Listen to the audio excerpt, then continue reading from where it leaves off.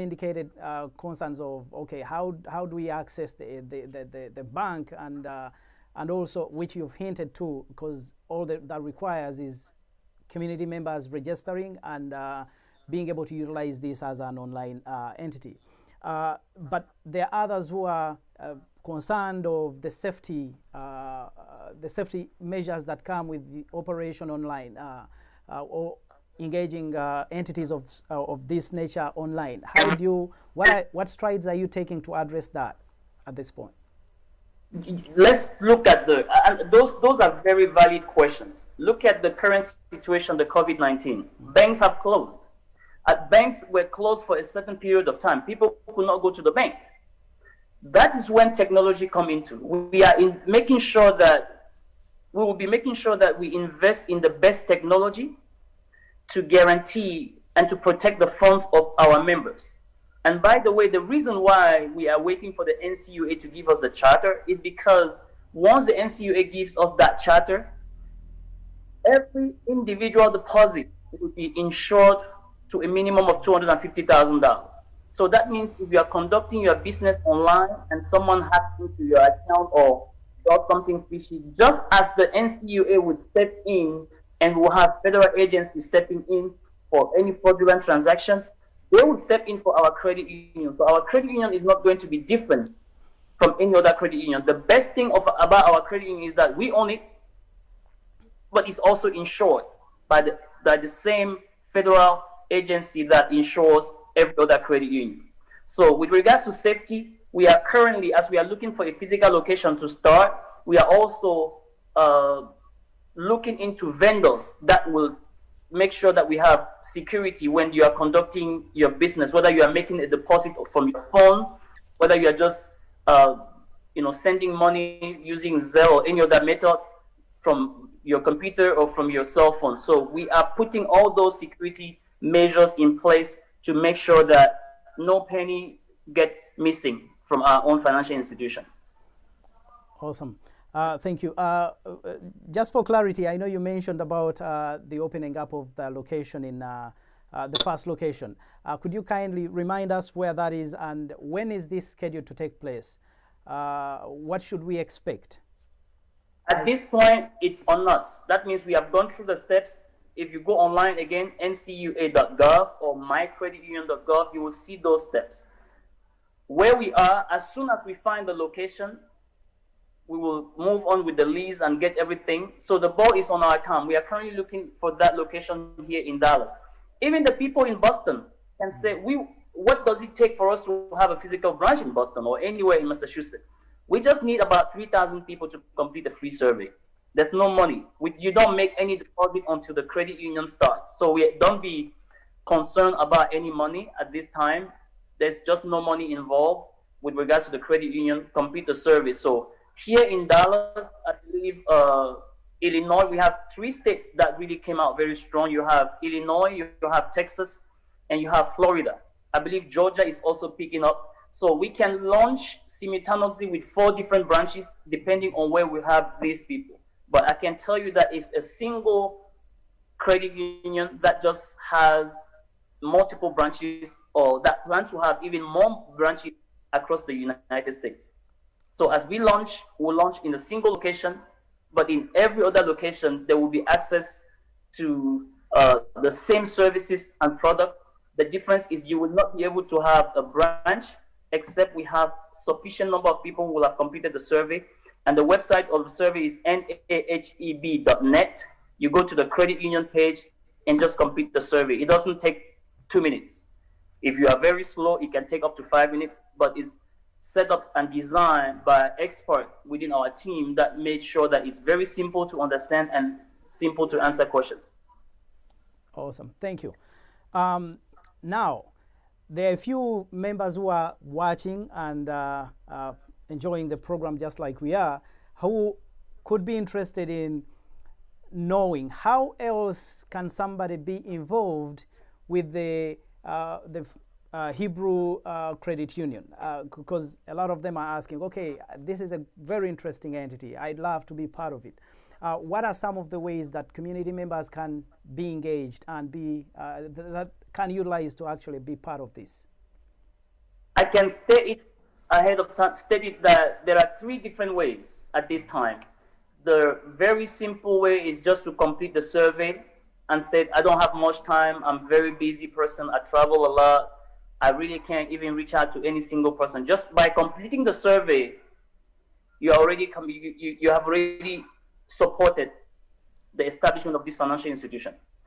Someone else can say, listen, I don't just want to be a customer in a credit union, because we also have bank account. We also have accounts with some credit unions. But do you know how much dividends we receive? Maybe 25 cents or 5 cents or even $3 here and there, because we are members, customers. So we also give the opportunity to every single person to be a member customer, just as you are a member customer in any other credit union. So you will receive the same benefits, maybe even more from us, because you belong to this credit union. So that's the second way of joining the credit union. The third way is the option that usually doesn't get given to us. We are not given that opportunity in other credit unions, is to become a shareholder. That means when the credit union will open, let's say in Massachusetts or anywhere in Boston or in Dallas, you will sit on the board of the credit union. You will join, for example, the credit committee. The credit committee is a committee that reviews loans from the community. When people come and say, our members come and say, I need a loan, a car loan, 5,000 or 20,000 or 50,000. I need a business loan of $200,000. The credit committee members are those who will sit back and review the loan, review all the paperwork, and approve the loan as well as the interest rate. So if you want to belong to any of these committees, whether it's a credit committee or loan committee or accounting or finance, that means you will become a shareholder. At that point, we have given the opportunity to every single member of our community to pay an entrance fee of $1,000. That $1,000 goes towards the establishment of the credit union in your community, in your city. It goes towards the operations and everything. That means you become a risk taker like all of us. When we make profit, we collectively share the profit. If we don't make profit, we collectively wait until we start making profit and start distributing. And the good thing about the $1,000 entrance fee is completely optional. We are not, asking for members to necessarily join us as taker or shareholders.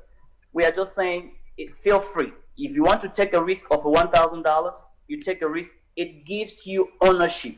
There's the difference between having money, making money, and building wealth. When you pay that $1,000 entrance fee, for the life of the credit union, you will be receiving dividend even 50 generations or 500 generations after you are gone.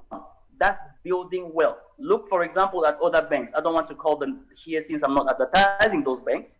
The owners of those banks, you will see some of these banks have been there since 1800. The children of the people who set up those banks are still making money today. They don't even have to work, because when you issue loans, when banks issue loans, they make a lot of profit. Based on the projection, I don't know if I'm a little bit ahead of myself here, if you plan to ask that question, by the time we issue, just say $20,000, $100,000 mortgage loan or home loan to 20,000 people in Texas, 20,000 people in Michigan, 20,000 people in Massachusetts, just 20,000 people across 50 states. That means we will have given a $100,000 loan to 1 million people. In that, from that projection, $100,000 loan to 1 million people is $100 billion of loan, just from the mortgages. Now, when you look at it, for the next 30 years, it's guaranteed that our revenues will be consistent with $100 billion revenue. If you divide that money by 30 years, it means every single year, as long as we are paying those loans, because the houses will be very affordable, we will be having revenue of $3.33 billion revenue. This is the type of money that big banks and other credit unions are already making. So by the time they give you 25 cents as dividends, they make the most of the money. So as soon as our credit unions start start making money and just issue loans to 20,000 people per state, over 50 states, every single year, just from the home loans, we'll be making $3.33 billion of revenue. Now, after all expenses, those who have taken the risk of putting in $1,000, they will receive a share of this $3.33 $3.33 billion revenue, because after expenses, we project that based on the number of people who have already taken the risk, I think it's about 1,634. I haven't checked the recent statistics. Can you imagine after that, we will be receiving no less than $1,000 every single month of revenue, of just residual income. And it is for life. And when we start investing into commodity, into car loans and business loan, every single month, we most likely, all of us, all those who have taken the risk by paying the $1,000, would not be making less than $5,000 of residual income.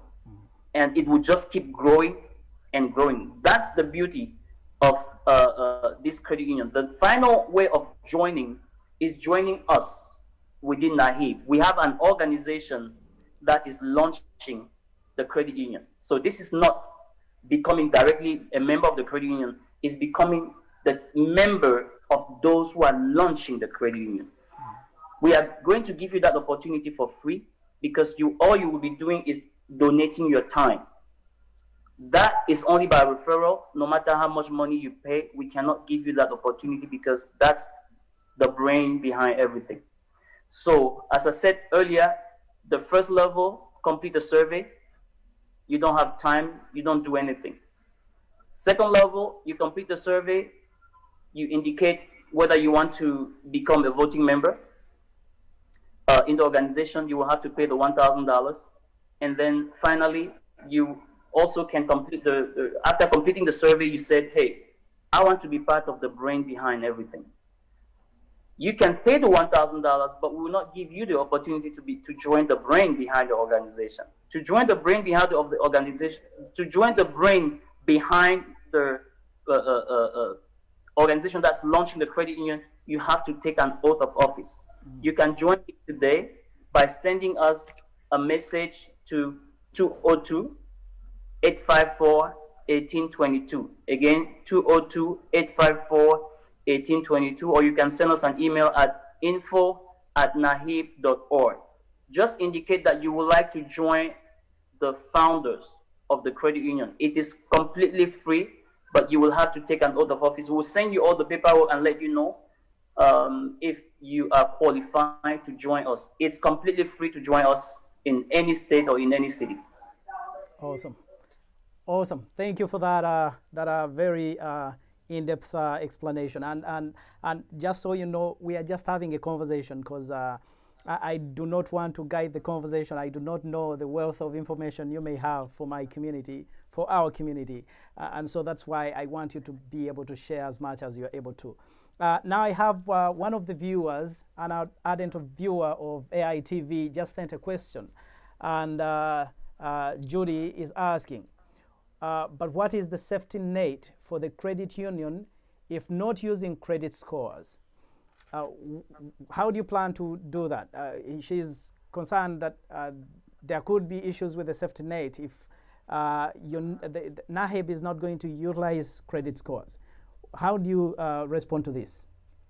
I would like to say that we will still check your credit to make sure that we go, because it's part of the compliance of the NCA to check your credit. Now, let's assume that we have this customer A. He or she comes to the bank, he wants to buy just a $10,000 car. The credit score is 850. For the past 1 year, he has no job. No job, absolutely no job, and currently he has no income. The credit score is 850. Then you have customer member A or member B who has been working for the past 1 year, but 5 years ago, he or she, messed up the credit.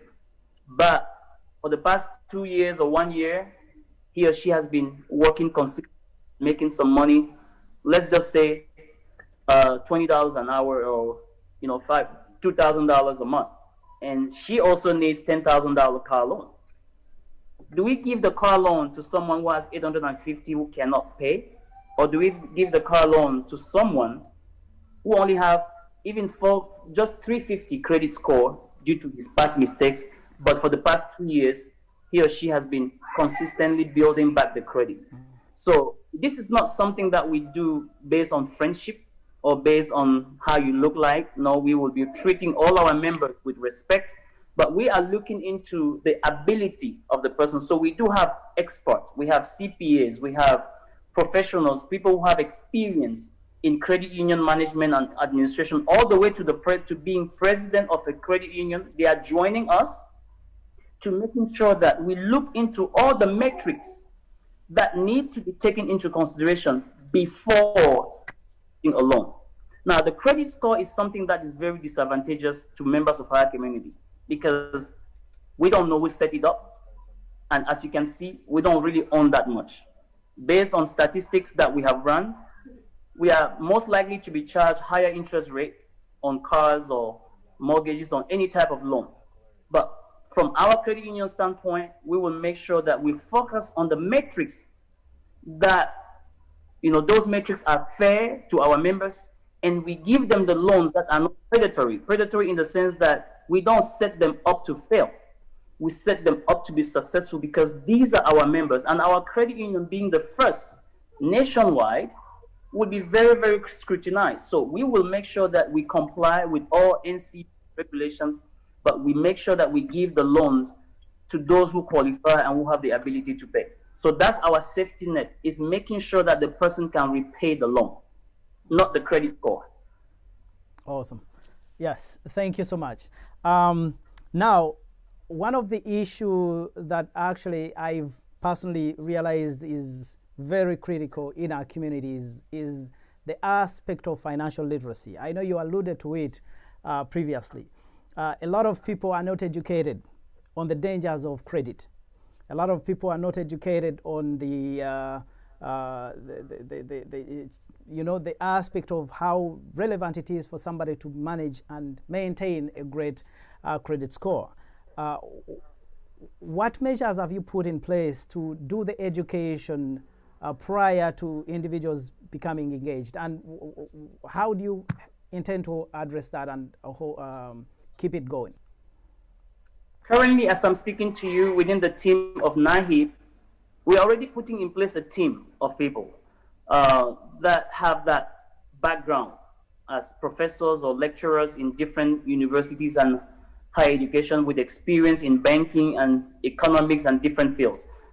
We recently offered to our leaders on leadership, and we are also preparing many courses that will be offered free of charge to members of the community, focusing on just management. Why should you rent? The difference between renting and buying a house. What type of loan you should be looking for.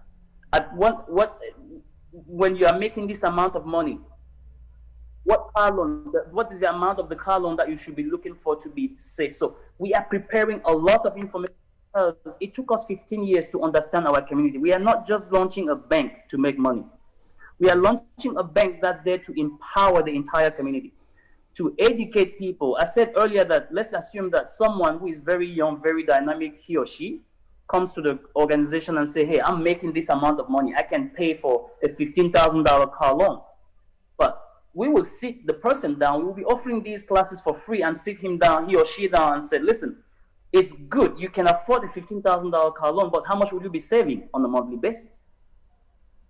So by teaching our members that even though you can afford a $15,000 car loan at this age, you need to start thinking about, finishing your school, maybe saving some money and buying your house, having a good deposit for your house, investing in stocks, investing in different commodities.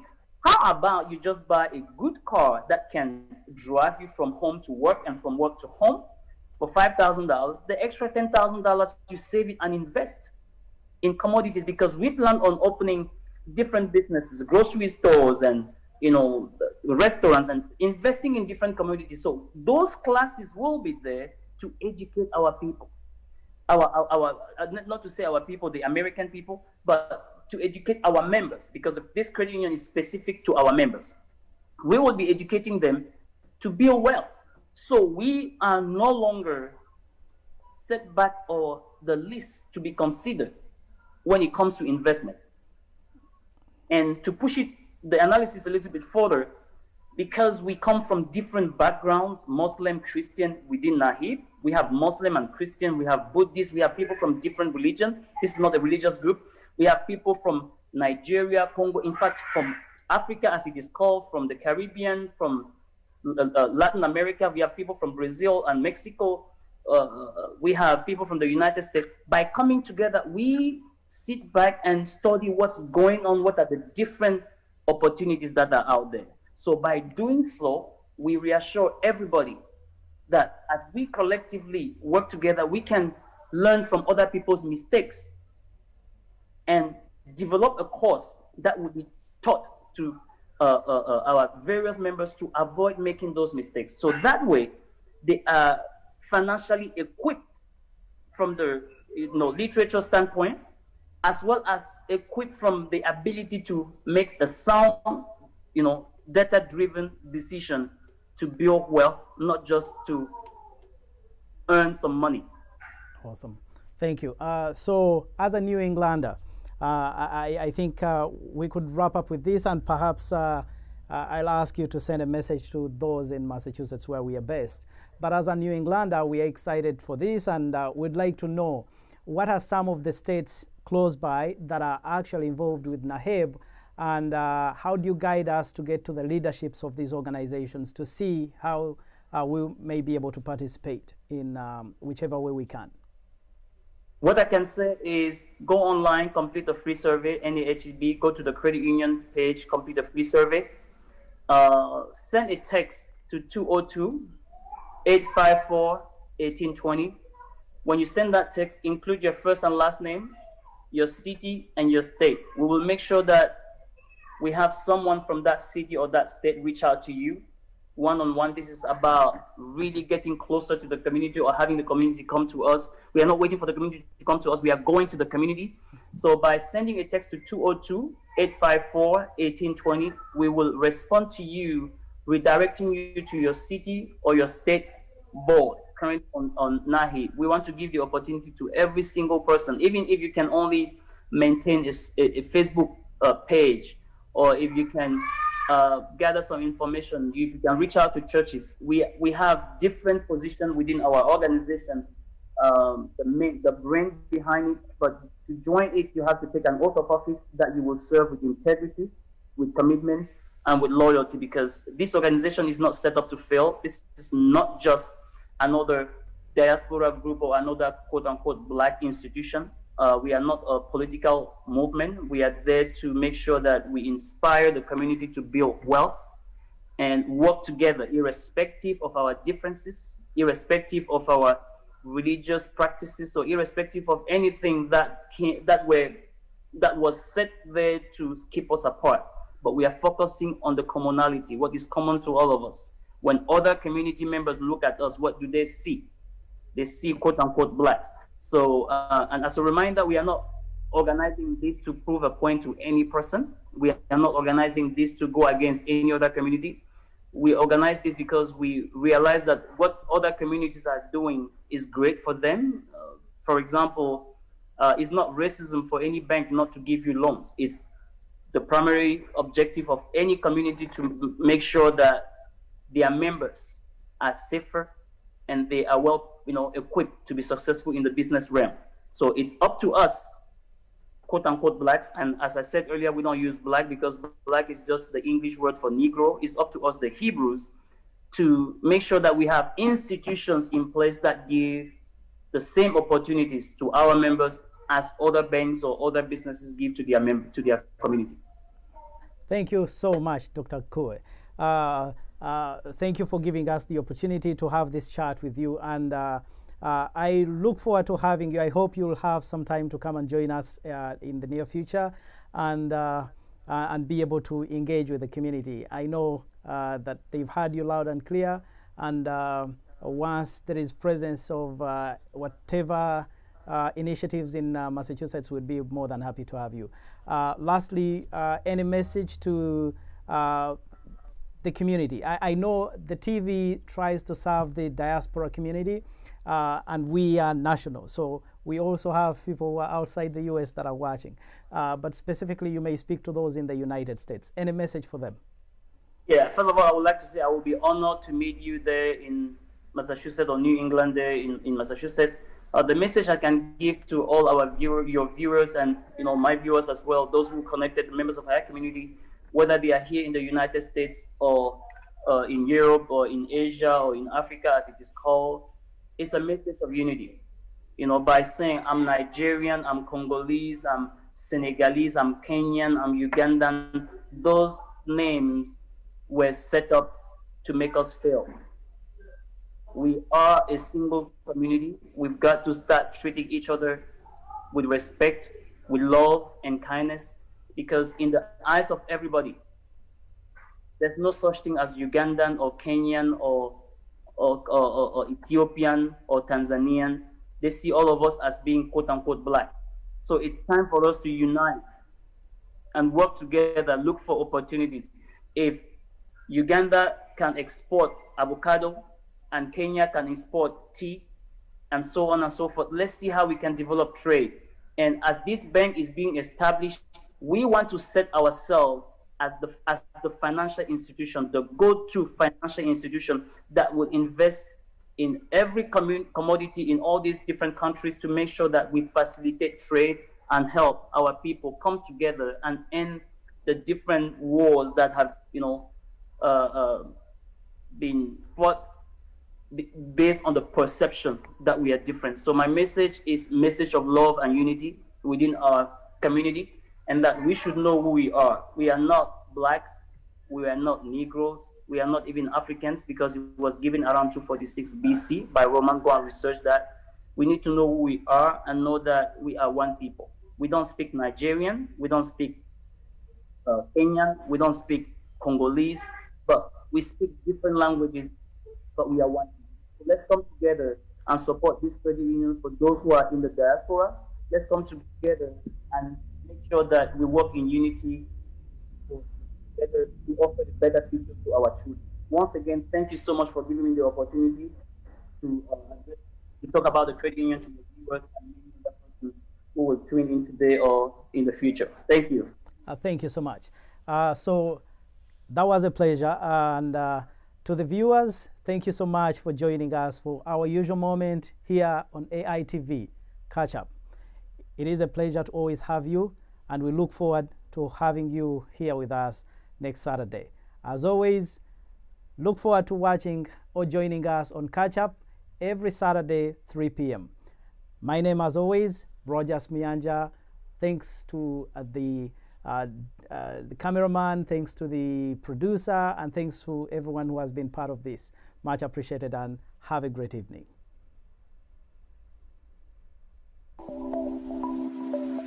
Hebrew Federal Credit Union, the first of its kind in our community. Set up to support and grow your business and finance. HFCU, we understand the language of finance. We are fluent in finance. We are that support that you need. We build trust and fuel growth in our community. We're ready to assist and support you right where you are and across the nation. Contact us at info@naheb.org or call us at 202-854-1820. HFCU, come and let's talk finance.